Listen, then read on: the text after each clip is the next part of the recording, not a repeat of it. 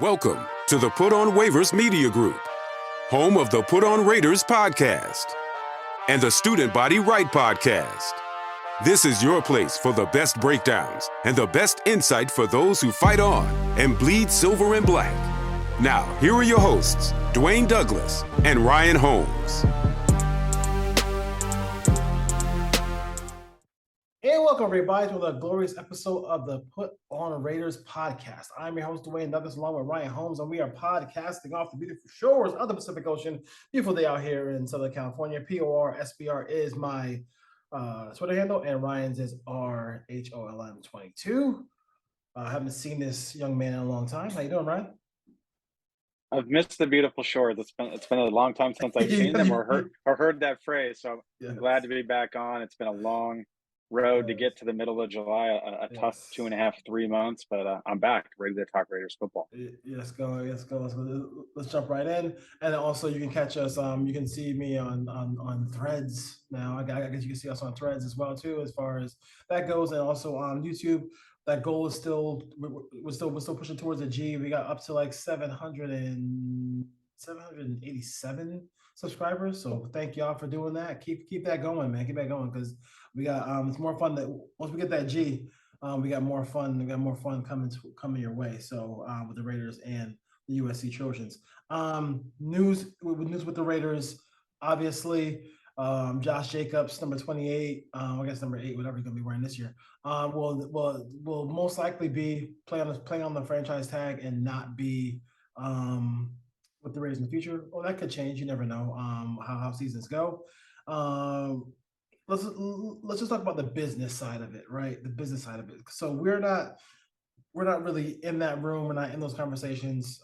Nobody really is. But you can get some information from Albert Breer, get some information from Michael Lombardi. Those folks kind of like let you into the Raiders, if you will, as far as that goes.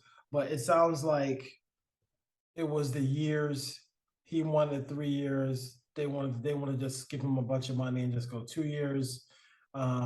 They couldn't find a middle ground, if you will. And it sounds like he was sitting in his car. I guess the rumor is he was in his car with Max Crosby. I mean, that could have been just felt like, that could have been just the agent playing, say, hey, he's outside right now. He wants to be a Raider. Like, so who knows how that goes? But what are your thoughts about Josh Jacobs? The saga is not, is over to a certain extent. But what are your thoughts about what transpired with his contract? Yeah, if you just look at the business side of it, it's about what I expected, and what we've talked about is that he was going to play on the franchise tag. It's tough to give running backs long-term commitments with the wear and tear, with the mileage that's put on them. Josh Jacobs had 340 odd touches last year, and I expect him to get close to that again this year. So you're talking about a guy who's going to be coming off of 2 seasons with close to 700 touches. Easily, he's going to surpass 600 if he stays healthy. That's a lot of carries in this league and a lot of beatings for a running back to take. And there hasn't been a $10 million a year running back, I think, since Nick Chubb signed his deal in 2021. So we've been 2 full off seasons. No one's come close to that. Miles Sanders had the highest deal this offseason at 4 years, like $25 million. So he got $6 million a year. And teams are letting go of running backs. And I think the last 6 guys that have signed those big running back deals, the only one that's still with his team at this point is Alvin Kamara. And that's because the cap hit so big if they wanted to move on from him. And it's tough because Jacobs earned it. He earned every penny of a new contract. The problem is the position. And the Raiders, the front office kind of made a mistake that 5th-year option that they passed on, he'd be playing on that this year, and then they could franchise him next year. So they lost a year of control out of this. Now, was he sitting in the parking lot? It seems like there's a lot of spin from both sides the last, day and a half since this has gone down. He probably was in the car with Max Crosby. Was it close? Depends on who you talk to. But it sounds like it came down to that 3rd year, and the Raiders, in my opinion, smartly, were willing to guarantee money for the first 2 years. And we've always talked about a 3-year, maybe 4-year extension, but they wanted an out after 2 years. Because if he plays 2 more years and you're looking at 900 carries, 900 touches, like, he's going to lose his effectiveness. That's just what happens to running backs as they reach their late 20s, getting close to 30. And I know he's 25 at this point, but if they offered 2 years, with 22 guaranteed. If the guarantee was 22 over the first 2 years, Josh Jacobs should have signed the deal. Whether Yeah, that third year was going to come into play, I don't think teams are willing to hand running backs. And let's just assume he wanted something similar on that third year guarantee. They were never going to guarantee $30 million over 3 years, or 32 or $34 million, whatever that comes out to. So I could see what the impasse was, and it's in the Raiders' best interest at this point to have him play this year at $10 million, and he's not going to walk away from $10 million. He may not report to the week before the season starts, but they could turn around next year if he has a great year again, and they could do it again at $12 million. So that's where that $22 million comes from. Like, if the Raiders' guarantee was less than $22 million, then they were, in my opinion, it's not a serious offer. But if it was north of 22 and Jacobs was pushing for guaranteed money into the third year, I can see why this deal didn't get done. Also, I mean, you talk about the carries, the amount of carries he's had over his career. That's when people have that drop off. Also, he's a runner of great contact. Like he gets hit a lot, and he delivers blows a lot, and that takes. I know he said in this offseason, this was the healthiest he's ever been. This is the strongest he's ever felt. And I'm sure, I mean, and listen, you got to be a running back. I mean, to be a running back, you got to take care of your body. I'm sure Josh Jacobs has done that.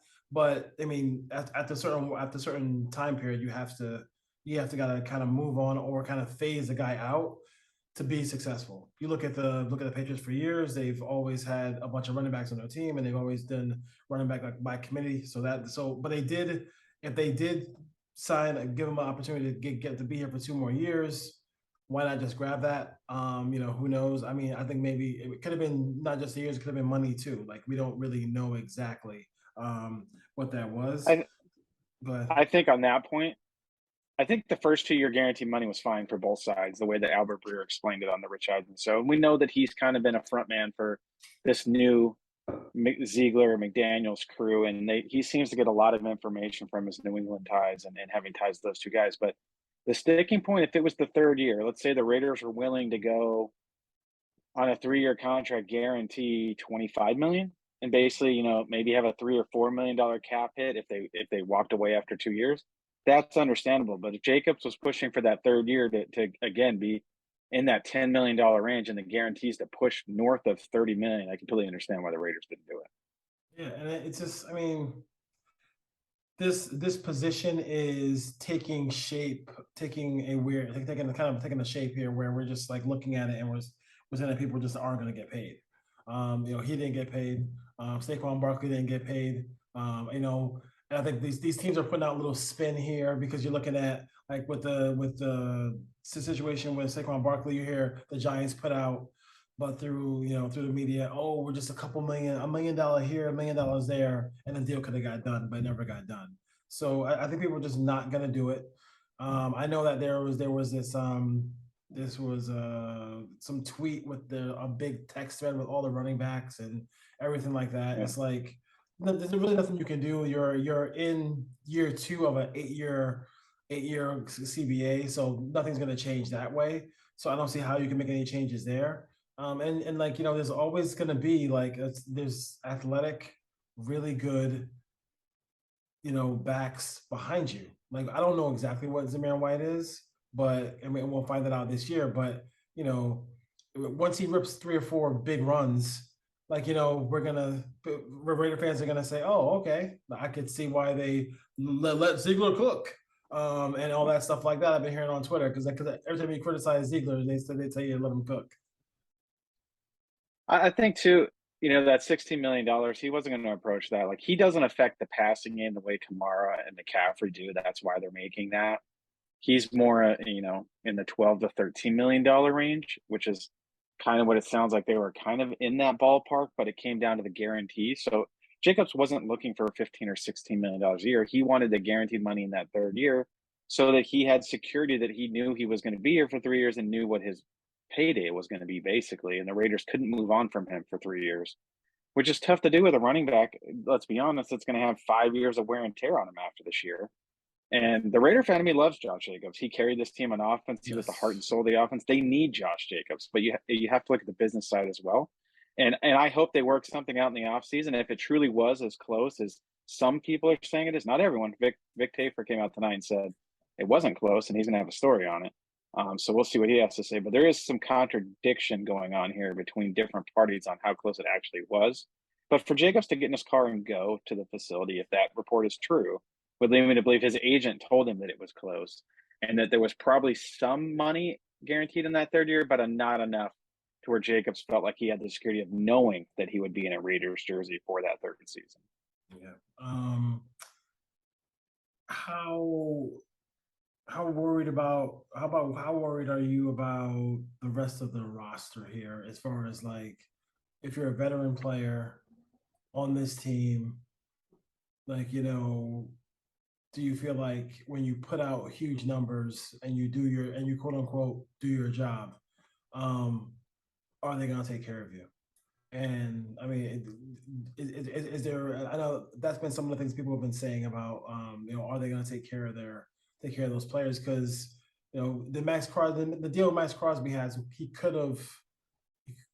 Was that, I don't know. Some folks criticized them for kind of taking that deal. They could have got more money or more guarantees, got a better deal surrounding that. What are your thoughts about, this brass taking care of the Raiders, who really show out? I don't know how much truth there is in it. I think this is a specific issue because of the running back position and how it's viewed around the league more than it is that they're not rewarding Josh Jacobs situation. Because if Josh Jacobs was a slot receiver or a number one outside receiver or a pass rusher, he would have gotten his contract and would have got paid, and this wouldn't be an issue.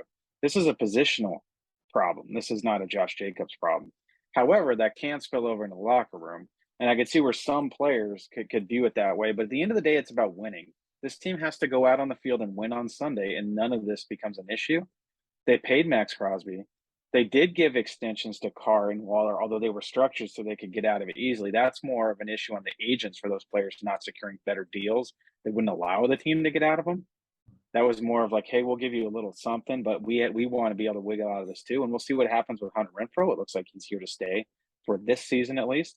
And we'll see how that goes moving forward. But the new regime of McDaniels and Ziegler wants to build this roster out in the identity that they want. This is not different than what happens with most other teams in almost every sport.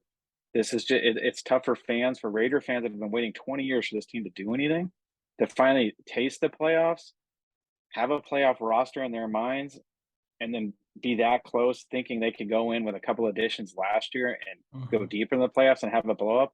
I think that's kind of where a lot of this reaction is going.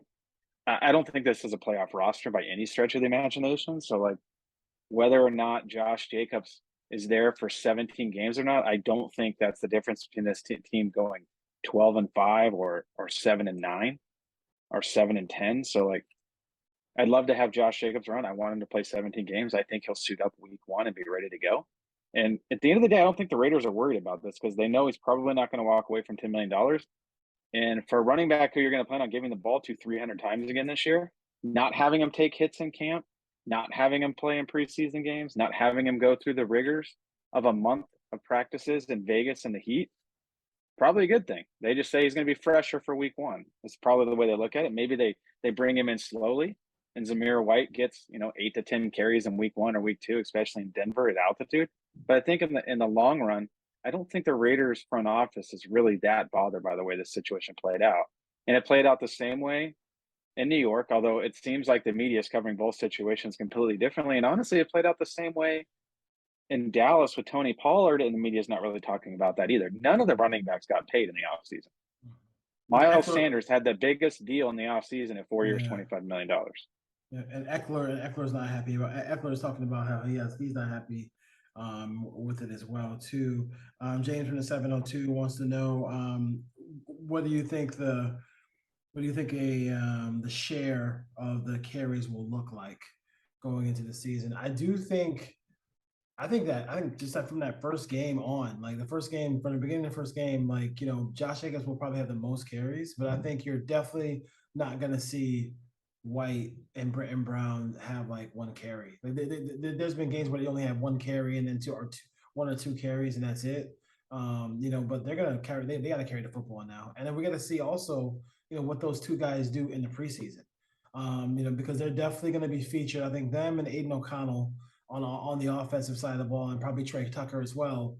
Those are going to be players who they're going to probably feature Ryan, and they want to make sure that those guys get a run in the preseason so they can see what they got. I would say everyone being healthy, all things being equal, you're probably looking at 80-20, like 80% Josh Jacobs, 20% Zamir White. Now, having said that, Josh Jacobs didn't want to come off the field last year, and rightfully so. He was the best player on offense, not named Devontae Adams. Are we going to see that out of Josh Jacobs this year, knowing that he probably wants to stay healthy? He wants to test free agency That's after the everything was question. handled.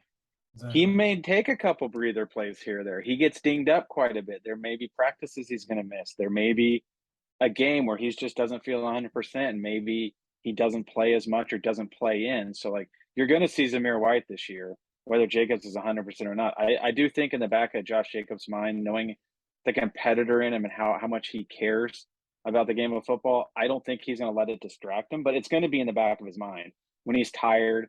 Maybe they ran him 4 or 5 plays in a row. He's going to come off the field for a couple of downs every once in a while rather than stay in there and grind through it. And that's just human nature.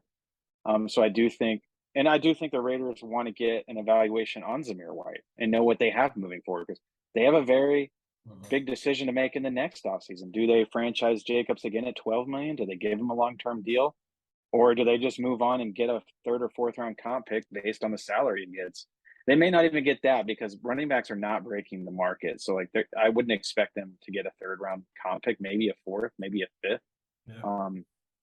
Honestly, what do you think he'd get on the open market? I mean, probably 4 years, probably something around $40 million.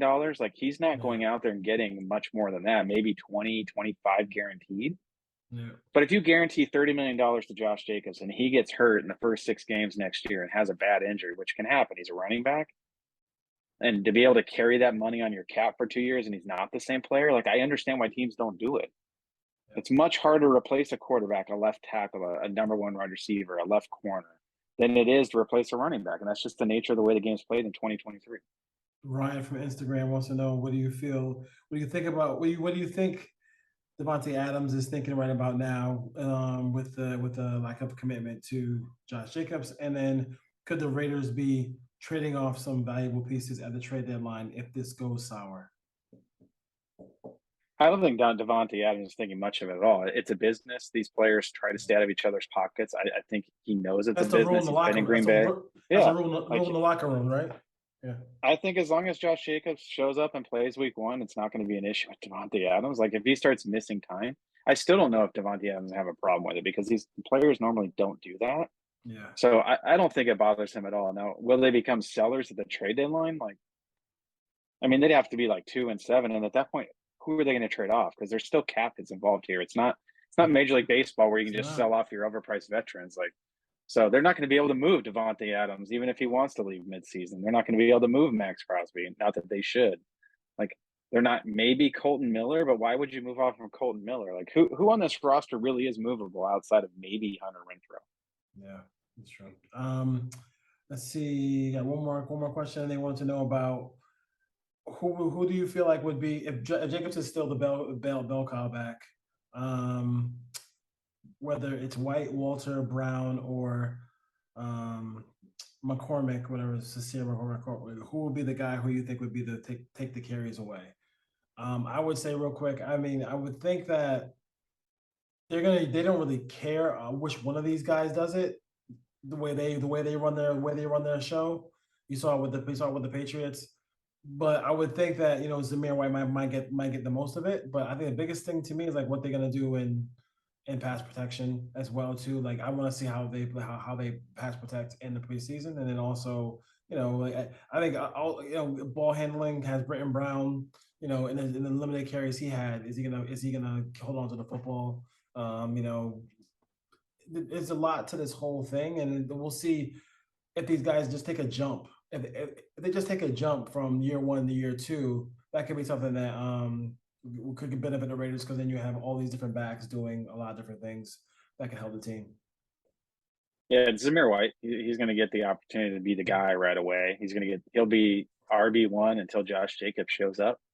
And he's probably going to be the guy they're going to ride on first and second down if Josh Jacobs has to miss any significant amount of time due to injury or if he just doesn't show up. Britton Brown, he might get some carries sprinkled into there. I don't think he's going to be a focal point of the offense. And on third down, you're probably still looking at Amir Abdullah. Yeah. Brandon Bolden is still on this roster, and who knows what's going to happen and shake out in the running back room. So, like, I don't think if Josh Jacobs if the worst case scenario happens and he doesn't show up, or he does show up the week before the season and suffers a soft tissue injury, they're not rolling into the season with two second-year guys and Abdullah. They'll keep Bolden on the roster. They'll find a veteran out on the market and see where it goes from there. I'm not really worried about it. Like, they're going to run the football with whoever they turn around and hand it off to. I don't think it's going to be an issue. It's not going to be the reason this team doesn't make the playoffs. They're gonna pound it. I mean, it's part of the offense. They have to. With Jimmy G at quarterback, you better run the football because it's not like you better, because his numbers trust me, his numbers when he throws 35 times or more, the team success is not what it is when it's under, as far as that goes. All right, Ray Nation. See you next time.